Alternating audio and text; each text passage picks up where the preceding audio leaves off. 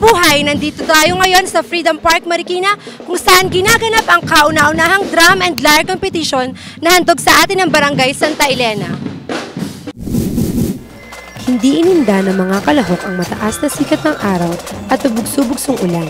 Masayang nagparada at nagpaligsahan sa kauna-unahang drum and lyre competition na handog ng Barangay Santa Elena. Ayon kay Professor Rodolfo de la Paz, isang hurado at mula sa Barangay Santa Elena, ang drum and lyre competition ay isang hakbang upang lubos na mapasigla at mabigyang halaga ang musika. Alam mo yung music, yun napakahalaga sa tao. Ang magagaling na musikero, ang mga taong may musika sa kanilang buhay, mabubuting tao yan, madaling at magaling nakasama. Kaya yan ay aming binubuhay at pinasisigla rito sa Barangay Santa Elena.